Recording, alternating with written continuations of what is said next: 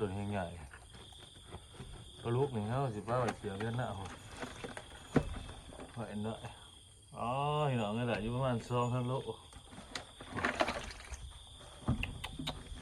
นี่แหละพี่น้องเอ้ยนี่พี่น้องตอนนี้น้ำก็บกลงแน่น้อยนึงเนาะสบายดีสวัสดีพ่อแม่พี่น้องเบิร์ดสู่ทุกคนเนาะมาพบมาพอกับบาวสกลคนมักม่วนพี่น้องซื้อส่องมักม่วนซื้อเนาะมาเบิ่งตัวจริงโศกเศร้าแล้วพี่น้องเอ้ยสูญเสียสัตว์เลี้ยงเข้าไปเลยเนาะมดลูก3พี่น้องในบ้านนี่ก็กินหญ้าอยู่น้อยนึงเนาะนี่บาวสกลถ่ายเบิ่งเนาะมันขาจังพี่น้องเอ้ยขาแข็งขางหนึ่งเนาะลูกบ่ไหลนะลูกบ่ไหลนอนตุปูอยู่เลยเขาสิมายามมองกันพี่น้องเลยเมื่อนี้บาวสกลมาสิให้พ่อแม่เอ้ยน้องกลางเรื่องกลางซ่านเป็นมาซอยเนาะเขาเฮ็ดผูดเท่าไหร่พี่น้องเท่าไหร่เงินจุนเจือในครอบครัวนั่นเนาะเพราะว่าแต่ละเทื่อเสียมันตายพญาแต่ละเทื่อกันเลยจะมีตายเสือของข้าพี่น้องเขาให้ตายค่ะเนาะกับว่าต้องสิหลอดเขาก็สิให้อ้ายน้องป้าลูกคนมาตีพูดมาสีได้ราคาเท่าไรเดี๋ยวไปเบิ่งเหมือนกันพี่น้องตอนนี้เขามายามมองเนาะ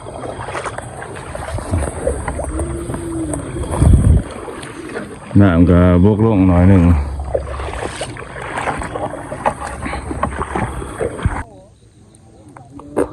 นี่พี่น้องหลังจากคือว่าสกลบ่าวนะพี่น้องหลังจากแล้ว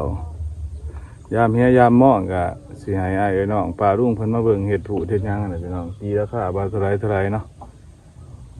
เพราะได้เงินคือเจนจ่อในครอบครัวตอนนี้เขาก็มายามมองพี่น้องเอ้ย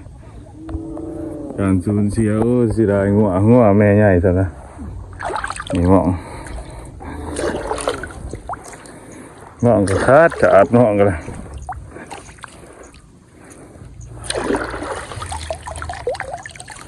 กับปูลายแต่ปะใส่ปลาแล้วไม่ได้ใส่กับปูแล้วเถอะปูมีแต่กับปู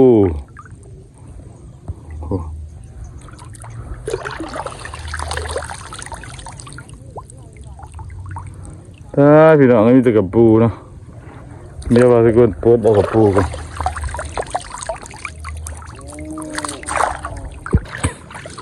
ยามที่สุดเลยพี่น้องเนื้อปลา4-5 ตัวเนาะกับเกลือนี่มาถือเบียนเลยนี่เลยโอ้เทเวนก็สิขึ้นนะพี่น้องตะเข่งยังอีก2 หัวอยู่ไปนะเอาเนาะตะเวนขึ้นเลยพี่น้องตอนนี้ก็ย่างที่สุดเลยเนาะหอดก็ใหม่ถือ2 ตัวอีกแล้วปลาขาวกับปูก็ถือเดี๋ยวไปขอกันหัวเนื้อพี่น้องว่าทุกคนก็ถ่ายตอนถึงนะปลายังถึงที่ไม่รักโอ้คอใหญ่พี่น้องคอใหญ่ตบเนื้อได้เนาะได้เติบเลยพี่น้องพอหยาดเนาะมันมีเกลือพ่อเกลือใส่มันดมตัวนี้ก็ย่ามได้หรือว่า1พี่น้องย่าง2 หัวอยู่นะได้ประมาณ10 ปลายโตนี่แต่ปลาดุกปลาเค็งเนี่ยแซ่บๆทอดปีกให้ยัง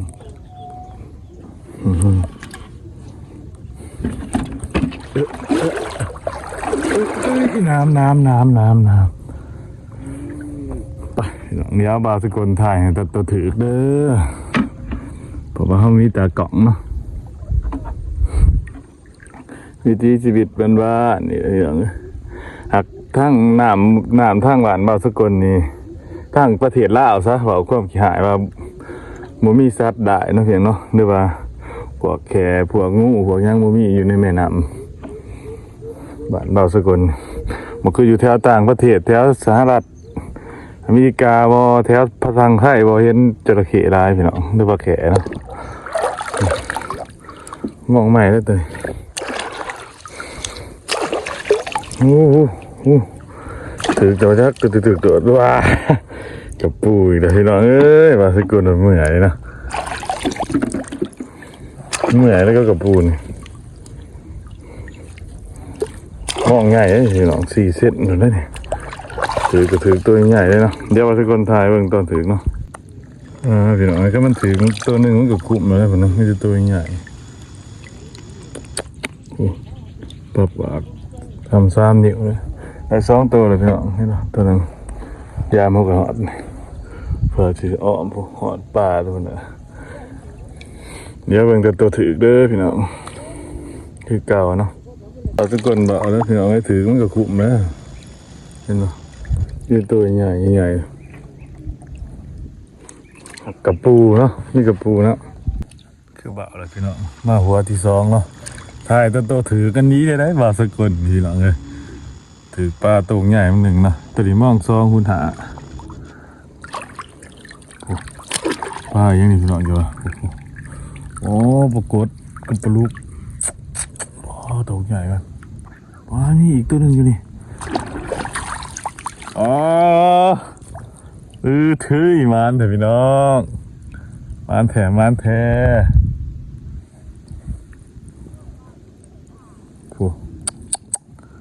โอ้เดืองเหอะอยู่เลยนะปรากฏแล้วปลาเครื่องมาหนิมาสกุลเฮงไกลๆนะโอ้โห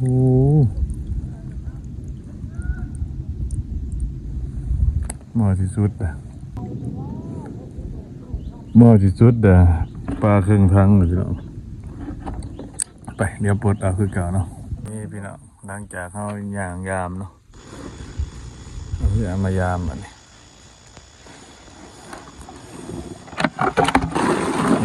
กระไรอยู่ก็ได้มันปลามีแต่ตัวใหญ่งามปลาเลย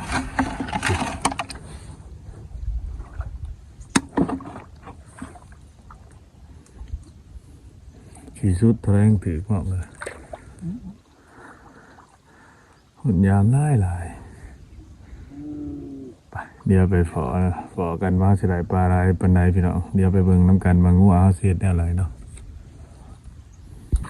ตัวนี้ก็เมื่อพี่น้องในลายเติบเนาะเดี๋ยวไปเบิ่งน้ำกันมาลายเป็นไรน้ำกระบกลงเลยเด้อน้ำกัดกันดีนะน้องพ่อเก่งมากดีเรียนนะดีแต่น้ำมาถ่วมเขาพี่น้องให้มันบกลงไงบ้านนี่ขึ้นใบเป็นใบน้ำกันเลยแต่ว่าตายก็ขาเขาฮะตายมาบกลงเนี่ยแล้ว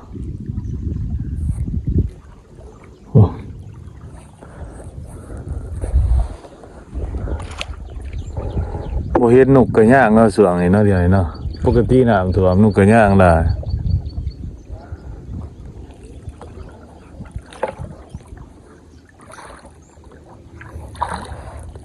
เขาจะเอาใส่ยูเทิร์กนะมิตรกับปูบอกมาสกุลยามหัวทำยินยังไม่ทันได้กุมือเอาครับบ้าน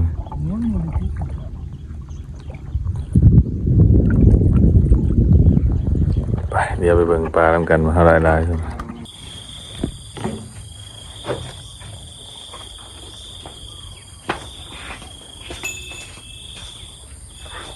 นี่ทุกคนตอนนี้ก็ตัดปลามาหมด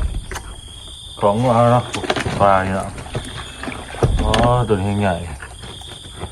ปลาลูกหนึ่งเขาสิปลาใบเขียวเลี้ยนหน้าหัวไหวเนาะเห็นหรอไงแหละอยู่ประมาณ2 โลนี่แหละพี่น้องเอ้ยที่เดินบานแล้วเนาะนี่นะ